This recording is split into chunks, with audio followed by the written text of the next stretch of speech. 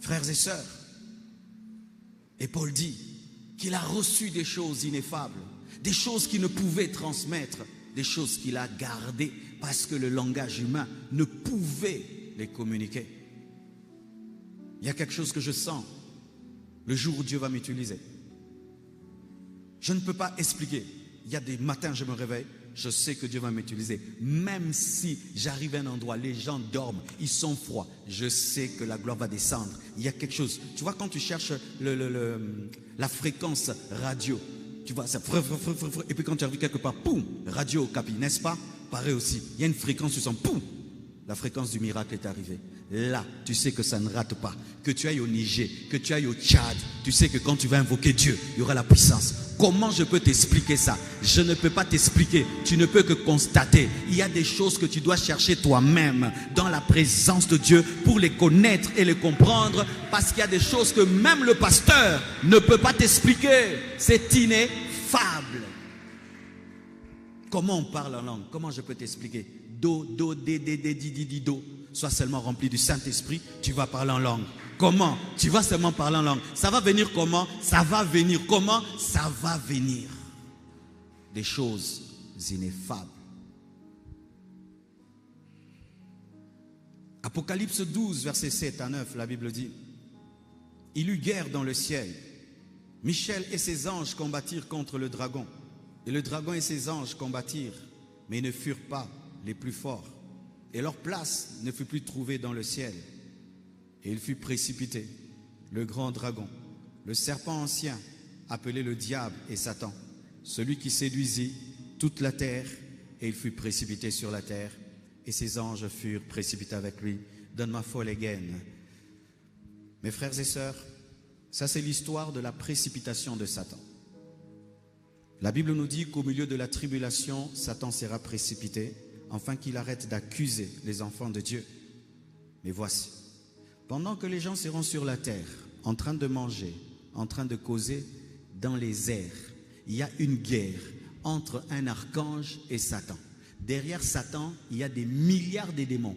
Et derrière Michael, des milliards de démons. C'est-à-dire que pendant que toi, tu pries dans ta chambre, il y a quelque chose qui se passe dans ton quartier. Pendant que tu pries à Louzizi, là, il y a des choses qui se passent dans ta famille. Pendant que tu pries dans H24, il y a des choses qui se passent à Limité. Ce n'est pas parce que je prie sur la terre que rien ne se passe dans le ciel. Car la Bible dit, je vous donne le pouvoir. C'est que vous lierez sur la terre sera lié dans le ciel. C'est que vous ouvrirez sur la terre sera ouvert dans le ciel. Tes prières déclenchent des guerres spirituelles. Tes prières déclenchent des guerres spirituelles. Tes prières déclenchent des mouvements angéliques. Tes prières déclenchent des mouvements des démons. Tes prières dégagent les démons et amènent les anges. Tes prières ouvrent les fenêtres du ciel afin que les anges descendent pour intervenir dans ta famille, intervenir dans ton quartier, intervenir dans ton église. Tes prières amènent des chutes des démons et la manifestation des anges. Tes prières permettent à Dieu de bénir quelqu'un, de bénir une famille, de bénir un quartier. Lorsque tu es dans le naturel, mais tu pries, tu entres dans le surnaturel et tu permets au surnaturel de Dieu de se manifester sur la terre. J'aimerais te dire, il y a un combat dans ta vie, il y a une guerre dans ta vie entre l'armée de Dieu et l'armée de Satan. Et c'est l'armée de Dieu qui gagnera. C'est l'armée de Dieu qui remportera. La Bible ne nous dit pas que c'est Michael qui fut précipité, mais c'est Satan qui fut précipité. Mais vous devez savoir qu'il y a des combats contre vos études, il y a des combats contre vos mariages, il y a des combats contre vos finances, il y a des combats contre le ministère. Paul parle même des portes qui sont fermées par Satan. Tu dois le savoir. Dans ce monde, il y a un monde spirituel.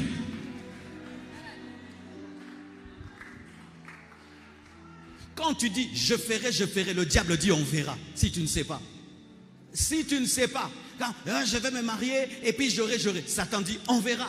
Quand tu dis, j'entreprendrai, on verra. Je construirai, on verra. C'est pourquoi tu ne dois pas opérer que dans le naturel. Tu dois opérer aussi dans le surnaturel. C'est pourquoi Dieu nous donne des armes spirituelles afin que nous puissions avoir de l'autorité sur les princes des ténèbres, les puissances sataniques. Le monde spirituel existe. Les sorciers existent. Toi qui ne crois pas aux sorciers, ça te regarde, que tu crois ou pas, ils existent et ils te combattent. Et toi, tu dois avoir le bouclier contre les flèches enflammées des sorciers.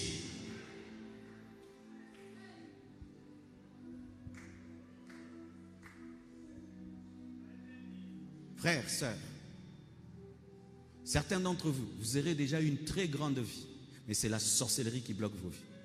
Je sais ce que je dis. Certains, tu pouvais être plus grand que ce que tu as, mais tu négliges le monde spirituel. Tu te bats dans la chair, dans le physique. Qui t'a dit que tout est physique? Tout n'est pas physique. Même les païens le savent. Il va aller se battre, faire le karaté, il va invoquer les démons. Il veut jouer au football, il invoque les démons. Il veut chanter, il invoque les démons. Il veut être ministre, il invoque les démons. Pourquoi il ne dit pas je suis seulement intelligent? Parce qu'il sait que je ne suis pas le seul à chercher à être ministre. Plusieurs veulent être ministres. Et celui-ci va venir avec le diable et les démons. Moi aussi, je dois avoir un démon plus grand. Mais nous ne devons pas chercher des démons plus grands. Parce qu'il y aura toujours un plus grand démon. Mais il n'y a pas un plus grand Jésus. Il n'y a pas un plus grand Jésus. Mes frères, il y a le monde de lumière. Entrez dans le monde de lumière. Entrez dans le monde de lumière. Opérez dans le monde de lumière. Opérez dans le monde de lumière. C'est pourquoi il y a le ciel, il y a l'enfer. Pourquoi? Parce qu'il y a deux mondes. Il y a deux mondes. C'est pourquoi il y a le ciel, il y a l'enfer. Frères et sœurs, aujourd'hui Dieu va t'aider à devenir sensible. Sensible au monde spirituel, à capter les fréquences. Parce que quand tu ne captes pas, tu ne sais pas ce qui se passe. Pendant que nous parlons ici, il y a YouTube, Facebook ici, n'est-ce pas? Il suffit seulement que tu ouvres ton téléphone, tu te connectes au Wi-Fi, du coup les vidéos entrent. Ce n'est pas parce que tu ne reçois rien dans ton téléphone qu'il n'y a rien. Il y a quelque chose, mais tu n'es pas ouvert.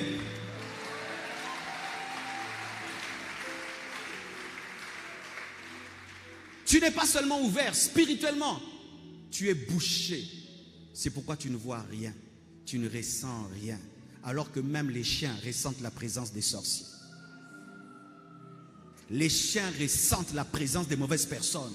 Comme un animal peut avoir le discernement des esprits. Toi, tu n'as pas le discernement des esprits.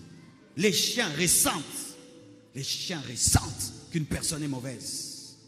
Comment un animal peut ressentir la sorcellerie? Toi, un humain, tu dis il n'y a pas de démons. Tu ne peux pas savoir qui est qui. C'est là ce que je vous ai lu. Israël est en guerre avec la Syrie. Les Syriens font des projets. Et Élisée a la capacité de voir dans la chambre du roi. Aïe, aïe, aïe. Que Dieu te donne cette capacité de connaître les projets de tes ennemis. Avant qu'ils se lèvent, tu vois déjà. Avant qu'ils commencent, tu vois déjà. Je prie que Dieu te permette d'être en avance par rapport à tes ennemis pour connaître leurs projets et leurs rêves. La Bible nous dit, pendant qu'ils font les projets, Élisée voit ce qui se passe dans la chambre et il raconte ça au roi. De sorte que le roi de la Syrie dit, il y a un espion. Dites-moi s'il y a un espion. On lui dit, il n'y a pas d'espion. Il y a quelqu'un qui a la capacité d'être dans ta chambre, même s'il est chez lui. Comment? Il a un don prophétique puissant. Il peut entendre ce que tu dis. Le surnaturel existe. Le surnaturel existe. Il y a des gens, Dieu leur a donné le don de connaître le futur, de connaître le passé caché et le présent caché. C'est pourquoi il y a le don de parole de connaissance, le don de parole de sagesse et le don de discernement des esprits. Et puis il dit, ah bon? Il y a un homme qui peut voir dans ma chambre, il est dangereux. Alléluia. Il arrête de se concentrer sur l'armée, il se concentre sur un homme. Un homme surnaturel vaut plus qu'une armée.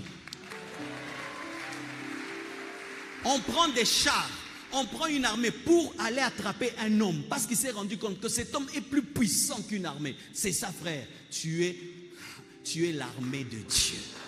Tu es l'armée de Dieu. C'est pourquoi des fois tu es étonné, il n'y a que des combats que sur ta vie. Pourquoi tu n'es pas ordinaire? Tu es surnaturel. Pourquoi seulement moi? Pourquoi seulement moi? Parce que toi tu vois ce que les autres ne voient pas. C'est pourquoi tu es combattu. Sois conscient du surnaturel. Arrête de te plaindre. Quand je suis un voleur et je veux voler, je vais attaquer quoi? La lampe qui brille la plus. Je vais prendre une pierre et je vais lancer contre la lampe qui me montre. C'est pourquoi les sorciers te combattent, parce que tu les révèles. C'est pourquoi les magiciens te combattent, parce que tu les éclaires. Mais tu es une lampe protégée, qui est cachée dans le sein de Dieu, qui est établie dans le lieu céleste. Aucune pierre ne t'atteindra. Aucune pierre ne t'atteindra. Aucune pierre ne t'atteindra. Aucune pierre ne t'atteindra. Aucune pierre ne t'atteindra.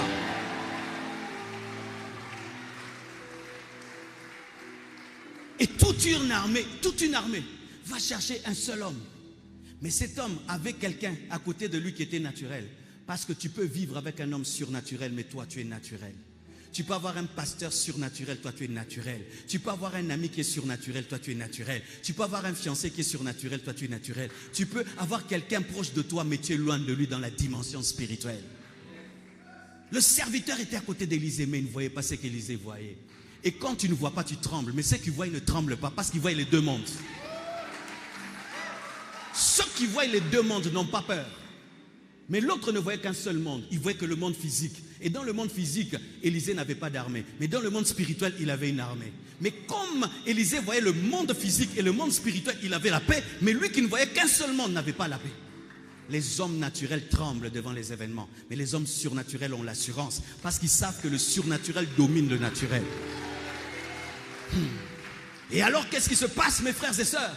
Comme ils tremblent parce qu'ils voient l'armée des Syriens. Il dit, Dieu ouvre ses yeux pour qu'ils voient. Et quand on ouvre ses yeux, il se rend compte qu'eux aussi avaient une armée. Pas seulement une armée plus nombreuse que celle-là. Et il voyait qu'autour d'Élisée, il y avait des chars de feu. C'est-à-dire quand il marchait, une armée se déplaçait avec lui dans l'ancienne alliance. Dans l'ancienne alliance, Élisée marchait avec des chars de feu avant la mort et la résurrection de Jésus. Et maintenant, moi, je marche avec une armée. Je marche avec une armée. Je marche avec des cortèges. Avant que je n'arrive à un endroit, mon cortège me précède. Mes anges y arrivent. Ils balisent les terrains. Un jour, on devait recevoir le président à l'église. Sa chaise est venue. Quelqu'un s'est assis sur sa chaise avant qu'il ne s'assied. Moi aussi, je crois. Avant que j'entre dans mon bureau, il y a un ange qui teste la chaise. Ils t'empoisonneront, tu ne mourras pas. Ils mettront la sorcellerie, ça ne te fera rien. Ils vont piéger ta table, ça ne fera rien. Pourquoi? Tu marches avec une armée. Tu marches avec une armée. Tu marches avec une armée. Tu marches avec une armée. Le surnaturel existe. Il dit, ouvre ses yeux. Ouvre ses yeux. C'est-à-dire, donc, pour voir le surnaturel, il faut qu'on t'ouvre les... Que Dieu t'ouvre les yeux. Que Dieu t'ouvre les yeux. Que Dieu t'ouvre les yeux. Que tu voies au-delà du physique. Que tu marches dans la gloire de Dieu. Que tu n'as jamais été seul.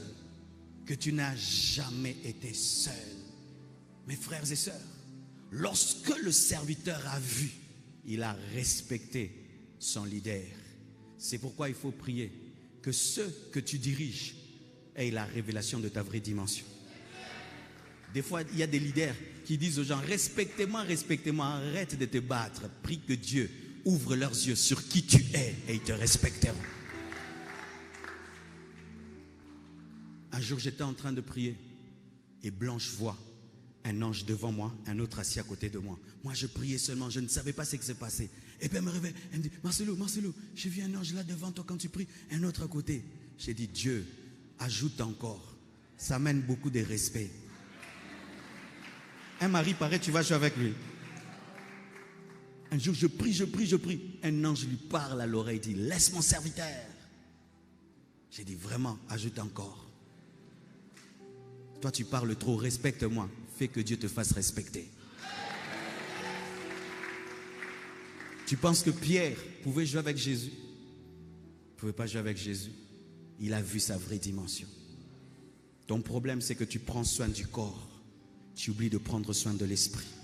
Alors que le véritable toi n'est pas le corps. Le véritable toi, c'est l'esprit. Le Saint-Esprit n'habite pas ton corps, il habite ton esprit qui habite ton corps. Et si notre corps est le temple du Saint-Esprit, c'est parce que l'esprit habite le corps. Mais quand nous serons enlevés, l'esprit sera attaché à l'esprit. Il laissera le corps, parce qu'il n'a jamais habité le corps.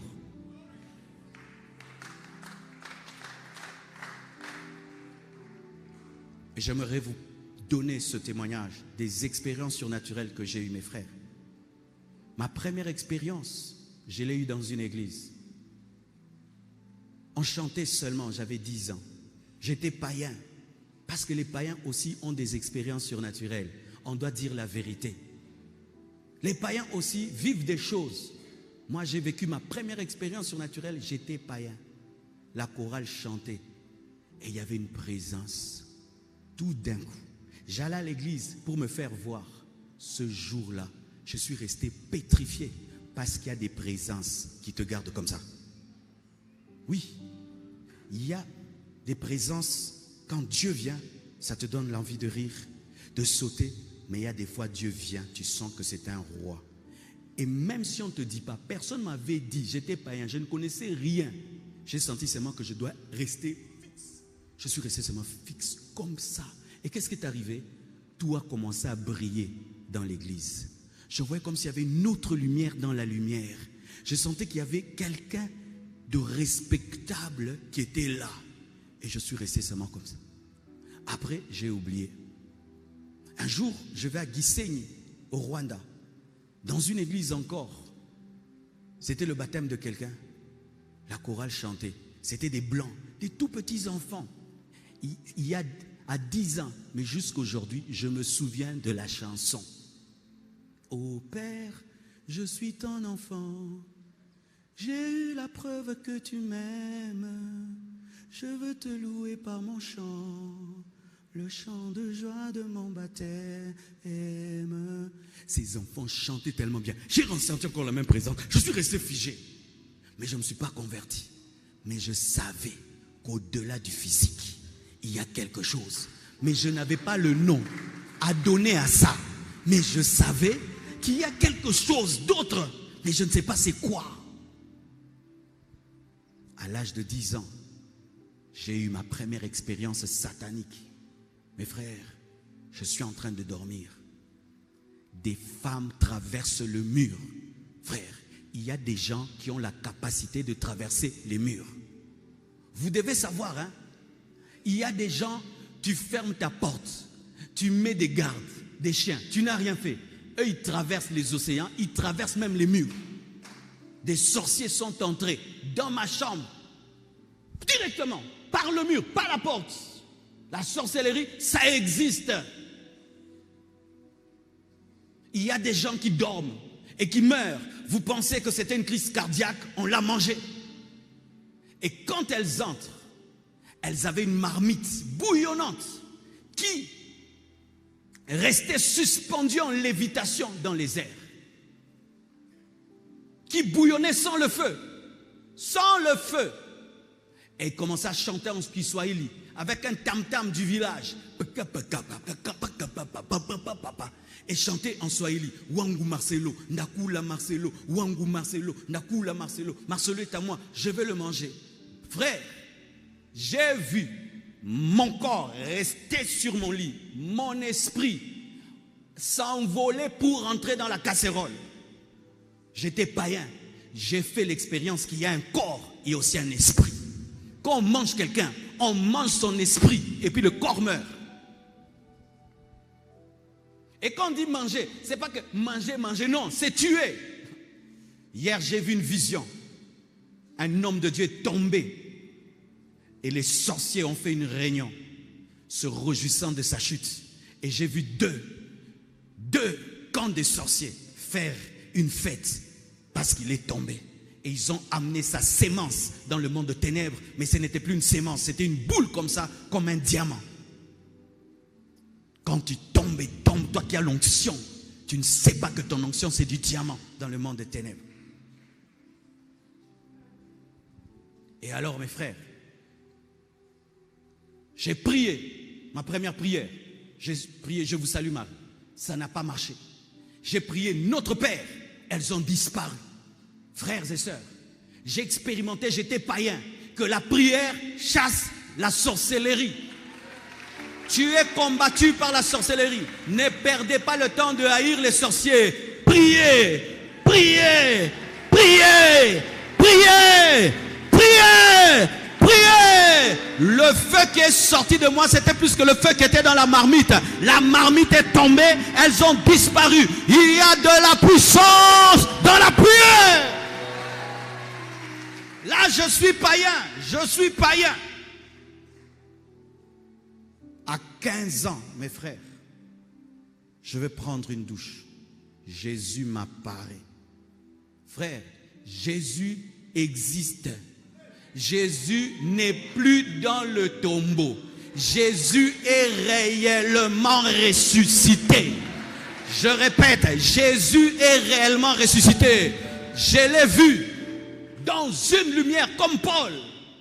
Et il a parlé. Il a dit, Marcelo, convertis-toi. Je lui ai répondu, on s'est converti comment? Il m'a répondu, souviens-toi des paroles de mon serviteur Jean. Je suis entré païen dans ma douche, je suis sorti chrétien.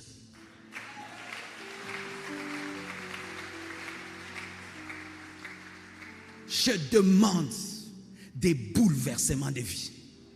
Je demande des changements de vie.